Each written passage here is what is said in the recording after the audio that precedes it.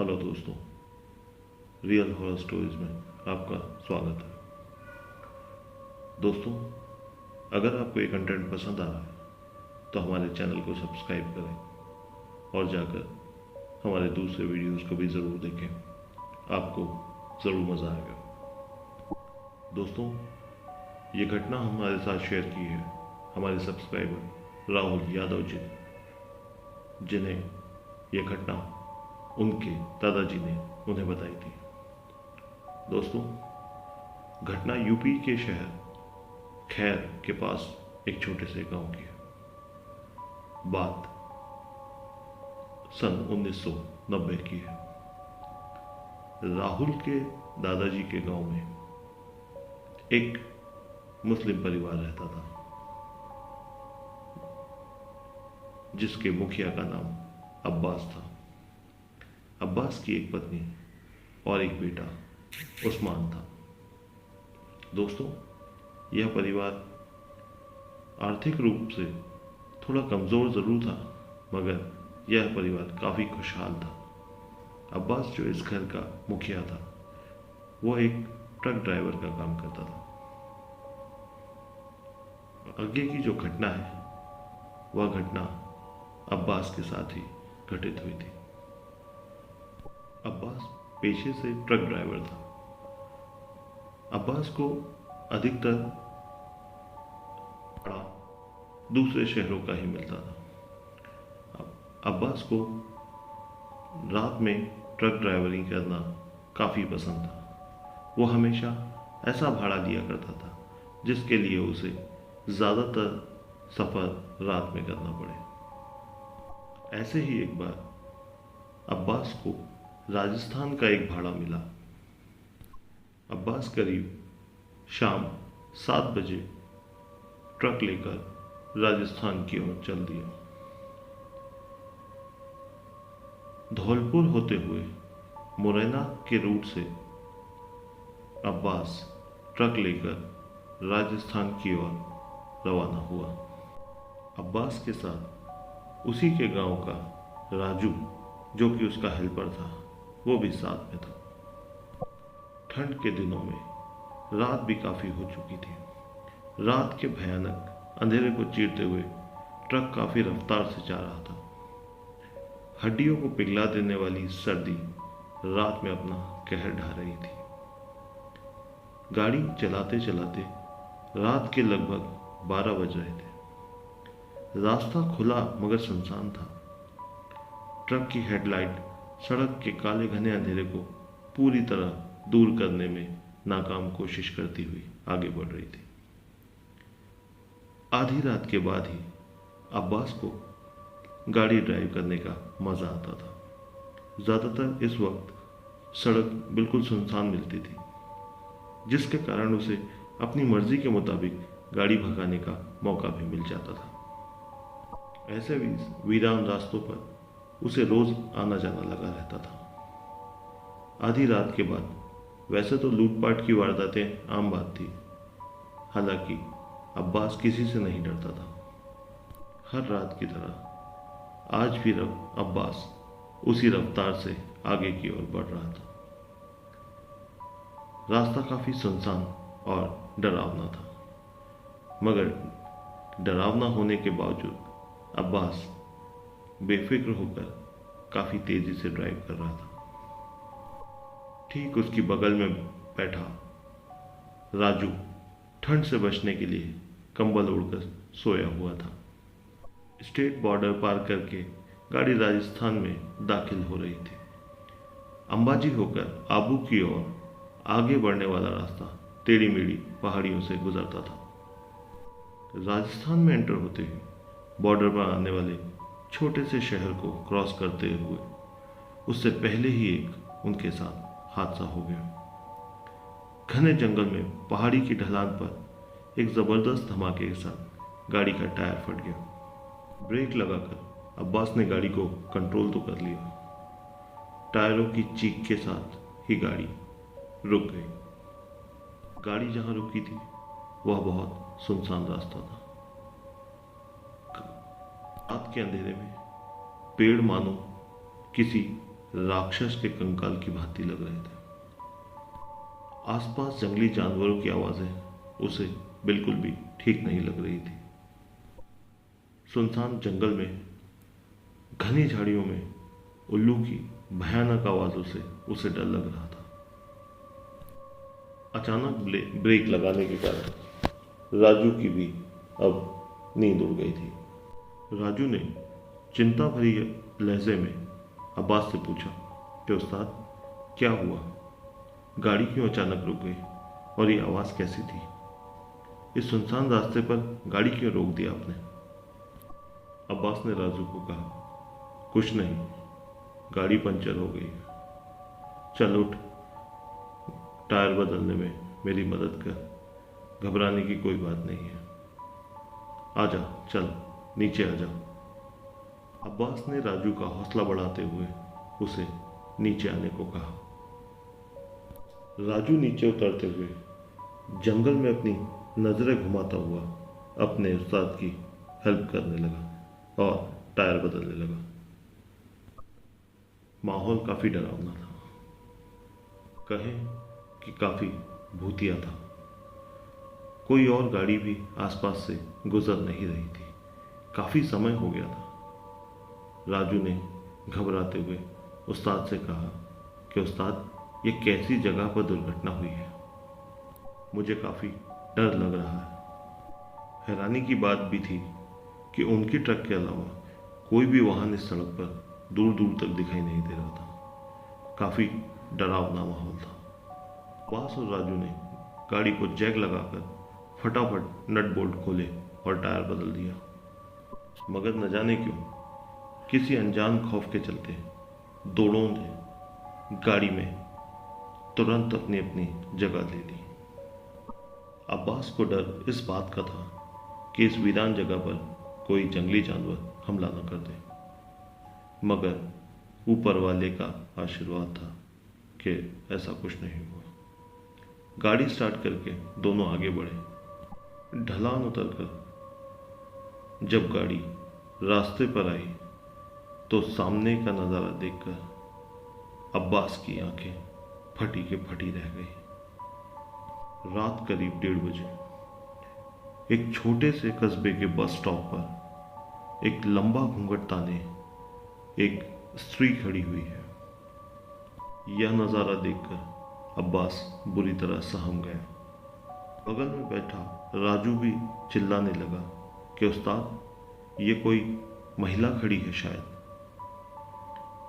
अब्बास ने राजू से कहा, हाँ, शायद कोई दुखियारी होगी। ऐसा कहकर अब्बास ने गाड़ी के ब्रेक लगा दिए। घूंघट ओढ़े वह स्त्री अपनी चूड़ियों की खनक बिखेरती हुई रोड के बीचों बीच जाकर रुक गई। अब्बास को अपनी गाड़ी रोकनी ही थी, क्योंकि वह स्त्री अचानक से अब्बास की गाड़ी के सामने आकर खड़ी हो गई थी। उस अनजान महिला का चेहरा देखने की अब्बास ने काफ़ी कोशिश की, मगर वो नाकाम रहा।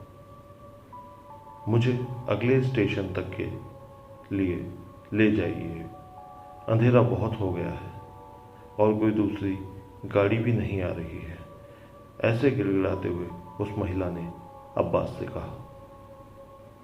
अब्बास को उस महिला पर रहम आ गया था। अब्बास को लगा कि जिस स्त्री को आधी रात को घर से बाहर निकलना पड़ा तो जरूर कोई बड़ी मुसीबत हो सकती है। ऐसा सोचकर अब्बास ने राजू से कहा कि महिला को कह दो कि जाकर पीछे बैठ जाए, हम अगले स्टॉप पर उसको उतार देंगे। राजू ने जब उस महिला से बात करने के लिए खिड़की से बाहर सिर निकाला तो वो रहस्यमयी महिला न जाने कहाँ गायब हो गई थी। राजू ने अब्बास से कहा कि उस्ताद, वो तो कहीं नहीं दिख रही है। राजू ने यह बात काफी परेशान होकर कही, क्योंकि अभी 1 सेकंड पहले ही वह महिला राजू और अब्बास के सामने ही खड़ी थी। अब्बास ने राजू से कहा कि खिड़की खोलकर एक बार पीछे देख ले, शायद वो वहां बैठी। अब्बास की बात मानकर राजू ने पीछे का नजारा देखने के लिए ड्राइवर सीट के पीछे सेंटर में लगी खिड़की को खोल दिया। राजू की आंखें हैरत से फटी की फटी रह गई। उस्ताद, यह तो पीछे बैठी है। राजू यह बात अब्बास को कह तो रहा था, मगर वह जिस लहजे में कह रहा था मानो वह खुद को यकीन दिला रहा था। अब्बास ने राजू को कहा, ठीक है, बैठने दो, हम इसे अगले स्टॉप पर उतार देंगे। राहत की सांस लेते हुए अब्बास ने अब गाड़ी की स्पीड तेज कर दी, मगर राजू की नींदें अब उड़ चुकी थी। वह अनजान स्त्री किसी छलावे की तरह गाड़ी में चढ़ बैठी और उन्हें भनक तक न लगी। लगातार 2 घंटे तक गाड़ी चलाने के बाद अब्बास के जहन में यह बात आई कि इस औरत को जहां उतरना था वह स्टॉप तो पीछे रह गया। अचानक यह सोचते हुए उसने गाड़ी पर ब्रेक लगाए। अब्बास ने राजू से कहा, अरे देख जरा पीछे, उस औरत को जहां उतरना था वह स्टॉप तो निकल गया। यह बात मेरे दिमाग से निकल गई। देख जरा, देख उसे, वह पीछे सो तो नहीं गई। राजू ने फिर खिड़की खोलकर जैसे ही पीछे देखा तो उसकी आंखों को दूसरा झटका लगा। वह हड़बड़ाकर बोला, उस्ताद, वह औरत तो गाड़ी में है ही नहीं।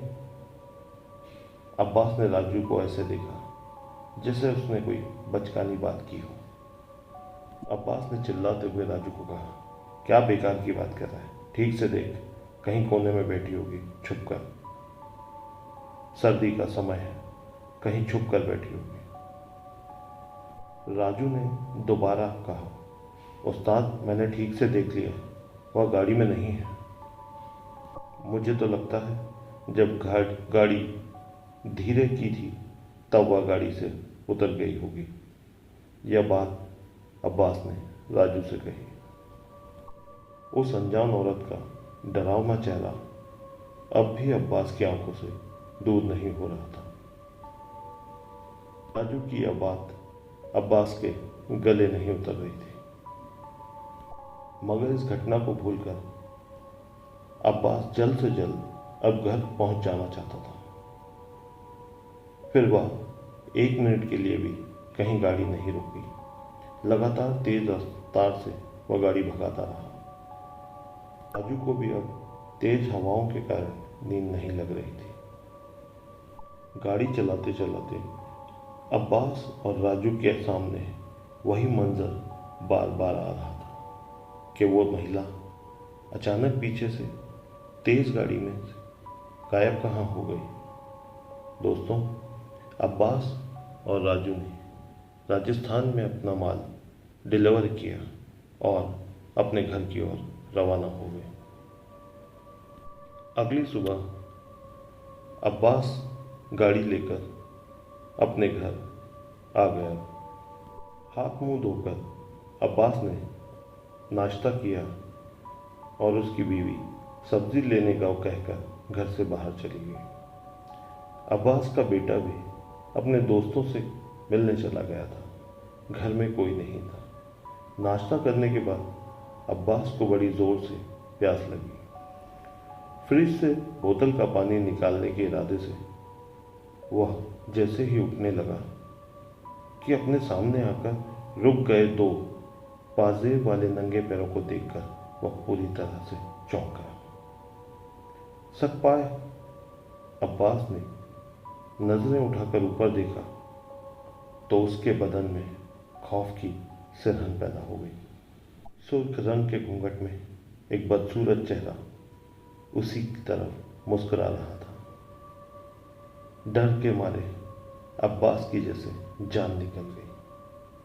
अब्बास जोर से चिल्लाया कि तू यहां क्या कर रही है? तू तो वहां रास्ते में उतर गई थी ना। अचानक वो औरत काफी डरावनी आवाज में बोली, मैं क्यों उतर जाती? तुमने ही तो मुझसे कहा था और अपने साथ यहाँ तक ले आए। अब तो मैं तेरे घर तक आ गई हूँ। मैं तुझे छोड़कर अब कहीं नहीं जाने वाली। मैं तेरे साथ ही रहूंगी हमेशा। अब्बास यह सुनकर जहां खड़ा था वहीं बुत बनकर खड़ा रह गया। उसको यकीन नहीं हो रहा था कि यह एक प्रेतनी उसके घर में मौजूद है। अब्बास ने कहा कि मेरे घर में मेरे बीवी बच्चे हैं। डरते डरते वह बस इतना ही कह पाया। तभी उस महिला ने कहा, दूसरी बार बोला तो ना तेरे बीवी ना तेरे बच्चे, किसी को जिंदा नहीं छोड़ूंगी। तेरा खानदान खत्म कर दूंगी। ऐसा कहते हुए उस प्रेतनी ने अब्बास का गला पकड़ लिया और कहा, मैं तुझे छोड़कर कहीं नहीं जाने वाली। जब अब्बास की बीवी घर वापस लौटी तो उसने देखा कि अब्बास कुछ बदला हुआ है। उसी रात अब्बास की बीवी को घर में पायलों की आवाज सुनाई देने लगी। जब अब्बास की बीवी रात को पानी पीने के लिए उठी तो किचन में किसी एक भयानक काले साए को देखकर बेहोश हो गई। प्रेतनी ने अब उस घर में कोहराम मचा दिया था। बताते हैं कि रात में पायल की आवाज तो अब आस पड़ोस वाले भी सुन सकते थे। रात होते ही घर के बर्तन इधर उधर गिरने की आवाजें जोर जोर से आने लगती थी। गांव वालों में अब ये बात आम थी कि कई बार उन्होंने रात लगभग 1 और 2 के बीच में किसी को अब्बास के घर की छत पर चलते हुए देखा है। दोस्तों, अब्बास की जिंदगी अब प्रेत बाधित हो चुकी थी। अब्बास की पत्नी को भी अब वह प्रेतनी अब्बास के करीब नहीं आने देती थी। अब्बास और उसके परिवार का जीना मुश्किल हो गया था। रात भर अब्बास के घर से चीखने की डरावनी आवाजें आने लगती, मानो उस घर में कुछ भयानक हो रहा हो। दोस्तों, थक हार कर अब्बास ने यह बात राहुल के दादाजी को बताई, जो कि उस गांव के सरपंच भी थे। दोस्तों, जिस दिन यह बात अब्बास ने राहुल के दादाजी को बताई और कहा कि सरपंच साहब, मुझे कैसे भी मेरे और मेरे परिवार को बचा लीजिए। दोस्तों, राहुल के दादाजी इससे पहले कि अब्बास की कुछ मदद कर पाते, अगले दिन अचानक ही अब्बास अपने कमरे में मरा हुआ पाया गया। इन सब हादसों से अब्बास की बीवी भी पागल हो गई और यहाँ वहाँ गांव में भटकती रहती है। दोस्तों, अब्बास का घर अब सुनसान और खाली पड़ा हुआ है। अब्बास के बेटे को अब्बास के रिश्तेदारों ने गोद ले लिया। आज भी रात को अब्बास के घर से पायल की आवाज़ें और चिल्लाने की, चीखने की आवाज़ें सुनाई देती हैं। कई बार लोगों ने अब्बास के घर पर किसी को रात में चलते हुए भी देखा। तो दोस्तों, ये थी राहुल यादव जी की भेजी हुई एक घटना जो उन्हें उनके दादाजी ने बताई थी। इसी तरह की सच्ची डरावनी घटनाओं के लिए हमारे चैनल को सब्सक्राइब करें। मिलते हैं एक और सच्ची डरावनी घटना के साथ अगले वीडियो में। तब तक के लिए प्लीज़ टेक केयर।